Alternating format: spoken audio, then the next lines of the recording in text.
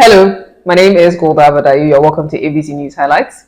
And my name is Nana Kwame Brope. On to our first story for the day. So, flag bearer hopeful for the NPP, Kennedy Agyapong, has decided that he wants to tell us why Alan Kyerematen, who is now an ex-member of the New Patriotic Party, didn't, should I say, do well in the Super Delegates elections conference.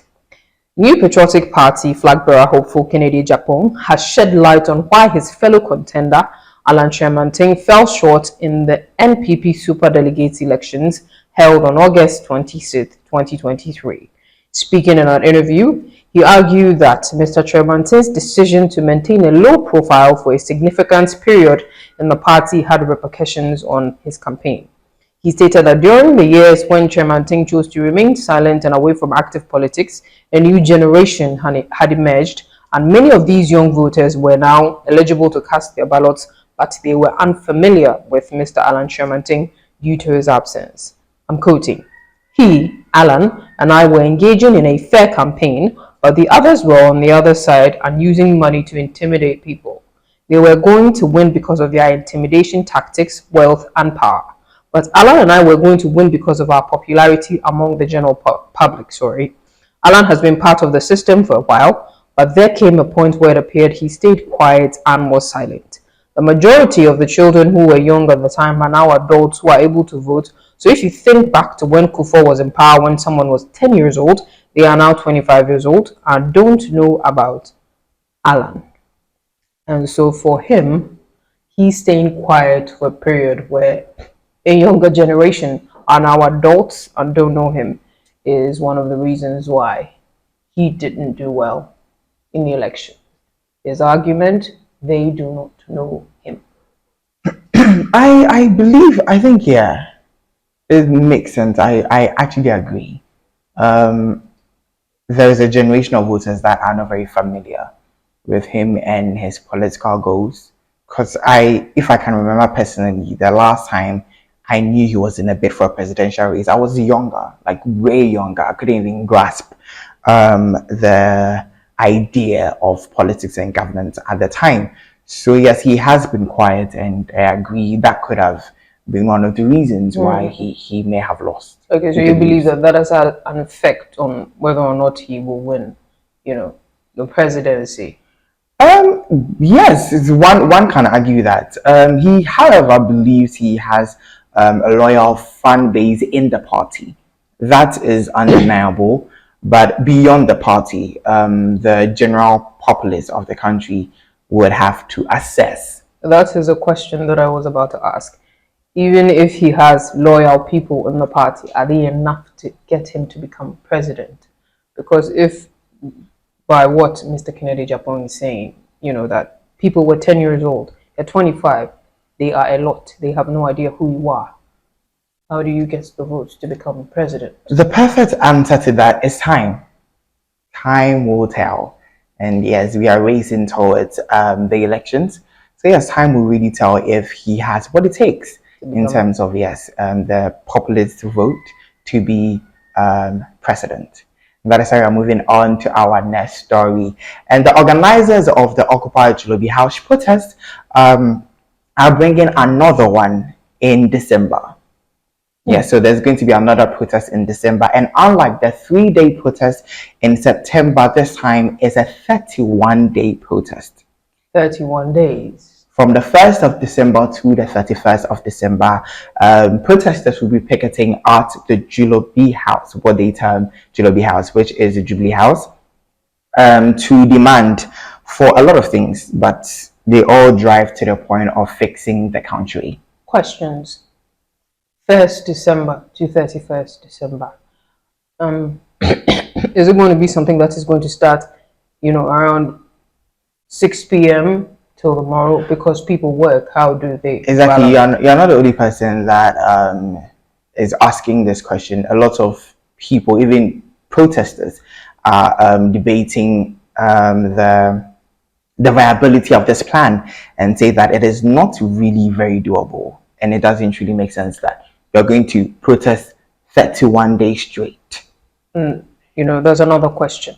I think during the Occupy Chilobi protest, the previous one, is his name, or is it Olive, Oliver? yes. Yes. There was a tweet on Twitter where he was talking about one of the protesters coming to tell him that he had been fired from his job because he took part in the protest. I know that in looking for change, sometimes there are sacrifices that are going to be made, but are people willing to risk their livelihood on this protest? Yes, true, valid question, but that's not the only thing that has caused people talking. Another thing is this time, in addition to the hashtag Occupy Jolobi protest, is just to resign, which is supposed to demand the resignation of His Excellency Nana Addo Dankwa Akufo-Addo. How long does he have to be in power? About a year. So a lot of people are asking, what is the benefit of his resignation to us? Regardless of who is in power, we will demand the system's work, we will demand accountability and effective leadership. And truly, his resignation will really truly not do anything for anybody. But they did say, what makes them believe that he's going to resign? Exactly. And correct me if I'm wrong, but in our history as a nation, we've never had any a president that has willingly resigned. And if that happens, it brings together a whole new democratic process of choosing another leader in 1 year before elections. And if truly his government has failed per the constitution, I believe the next person to do that would be the vice president, His Excellency Dr. Maunu Bawumia, who you actually also do not agree is a great leader. So where does this lead us? It just very much feels like the organizers of the protest are detached from the generic vision of every protester that went there that day. I think we are demanding accountable leadership, effective leadership. We are demanding the systems work. But there seems to be a detachment somewhere. Yeah, certain things need to be, thought about before this protest begins. So speaking on the resignation of the president and other leaders, they did say, we demand the urgent prosecution of corrupt officials, including persons in the president's family and inner circles who have contributed to what has been described by a former cabinet minister as a friends and family and concubines government, the group has said. So this time, I personally think they need to go back to the drawing restructure everything. A 31-day protest is truly not viable. If you're looking for, because I think one of the things that have made this protest seemingly resonate with a lot of people is the fact that it's at the heart of the people. People genuinely wanted to protest. So anything that is beyond the heart, the will, and the capacity of the people will truly maybe affect the efficiency of the protest. Very, very true. Do let us know what you think in the comments. Do you think they should continue with the 31-day protest? Do you think it is even viable? Would you advise that your young person, child, adult, partake in the protest? And on to our next story for the day. So a couple of weeks ago, in our highlights, we talked about the IGP Dampare, who had to go before, a committee that was investigating a leaked video, on plans to oust him from his position. Now, the chairman of the parliamentary committee, Mr. Samuel Atta Ichia, blocks POMAP from supporting Dampare in the incoming hearing. So he's the chairman of the committee that is probing the leaked audio regarding the plot to oust the Inspector General of Police. Now, he has blocked members of the Police Management Board from sitting through the in-camera proceedings. The senior police officers had accompanied their boss to the hearing as they did when he first appeared before the committee. However, at the in-camera hearing on Tuesday, Mr. Atta Ichia asked them to leave before the actual hearing began. The officers have been compelled to wait for the IGP in the conference room. According to sources at the committee, the chairman said he was uncomfortable with the presence of the officers. Meanwhile, the lawyer for the IGP, Kwame Jan, has leveled serious allegations against the chairman of the committee, accusing him of pursuing an agenda against his client. According to Kwame Jan, even though the IGP is the victim of the leak tape, the chairman has turned the committee into a witch hunt of the IGP, converting him from being the victim to the accused and subjecting him to a far-reaching and open-ended interrogation on behalf of his detractors. So these are concerns that the lawyer is raising. He says the chairman of the parliamentary committee that is probing the audio is trying to make the victim the villain. This case is one that is pretty confusing It is. It's very to complicating. exactly to the general public. Beyond its democratic process, legal processes, is that first of when the leak tape came out, oh, it looked like he had a target on his back, and now he seems being trialed as the one that has done wrong. Committed some, yes. They need to, explain things to the public. Let us know exactly what is happening. Are you trying to find out the culprits, whether or not they're guilty, of trying to oust him? Then maybe after that, if you think he's guilty of something, then you try him for that. But that can't happen in the same proceedings. Exactly. It seems confusing to the general public. Let us know what you think and what you would expect in form of clarity from the ongoing process. And we are moving on to our next story, one that I find absolutely interesting.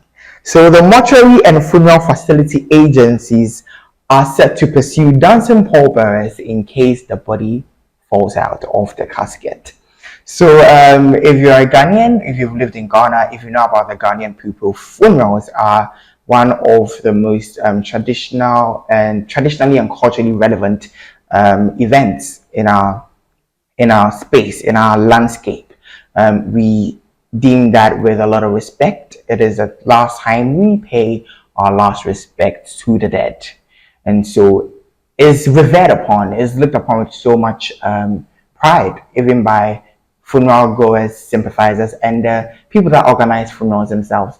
But lately, in recent times, there has been a twist to the general funeral procession where they lay the deceased person in a public wake. Now we have pallbearers. We have people dancing and entertaining funeral goers with interesting steps. And in this case, if there are missteps, the agency is saying that they will deal with pallbearers. So when they're dancing, is the casket open? No, sometimes the caskets are closed, but then it can fall. That is when it falls, it turns, and so then. Is it advisable that they dance while carrying? Well, funerals are enterprises, and so now people are finding ways to make their enterprises creative. So, in a recent interview with GTV's Breakfast Show, the Chief Executive Officer of the Mortuaries and Funeral Facilities Agency, Dr. Yao Trefor, has described the recent showmanship and dancing exhibited by pallbearers as disregard and disrespect for the dead. He bemoaned how the pallbearers carry the coffin and swing them in gymnastic and entertaining manner, without taking into consideration the consequences that might come with it. He also called for the licensing of pallbearers in the country. So we must license pallbearers. You can't just get up and because you can dance and have muscles. I think that the families of the deceased also need to tell the funeral homes or whoever is organizing or bringing the pallbearers that please do not dance when you're carrying the body. Don't let the casket break. Well, the agencies did specify they do not have problems with pole dancing or pallbearers at funerals. Basically, they have a problem if and when the body falls out of the casket. Well, then I think there should be penalties for if you let it fall and then you cause harm to the deceased and his. Exactly. Well, that's not the only group of people the agency seems to have problems with. They also have problems with people that dress the corpse. And I know, it's really funny. So lately, if you've seen the videos on social media where deceased persons are dressed and made to sit to denote the profession. I really want to understand of when they were alive. So if the person was a pastor, most of the time they are standing before a pulpit. If the person was a teacher, they are sat up on their bed with a book or they're sat up on a chair. If the person was a fisherman, there are just different ways to showcase. Can I say I was flabbergasted? Because I was flabbergasted. No, a dead body. I don't know whether they had let him sit like in the midst of you. I think it's ridiculous. So yes, he's calling. They need to ban that. Yes, so he's calling to morticians to do better, and that the dead must be respected. The dead must be viewed upon with some level of sacredness, and all these entertainment, all these gimmicks do not help in respecting the dead, Abba. I agree. You agree? I agree. So yes, in case you're planning a funeral and you want pallbearers, maybe you should check, are they licensed? And you should also check with your mortuarist also not to dress them or put them, lay them in public to denote their profession when they're alive. So God forbid, if in case a presenter should lose their life, make sure you be put. Don't look at me weirdly. You will not lose your life, but you will be put and laid in public to denote your profession.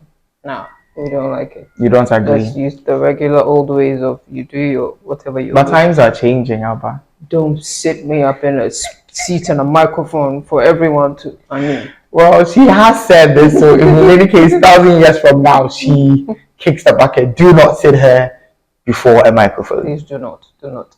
This has been ABC Highlights. My name is Uda Abatai. And my name is Nana Kwame Rube. Thank you so much for sticking with us, and go on to www.abcnewsgh.com for your latest news in politics, governance, and sports. Our social media handles, ABC News GH _. See you.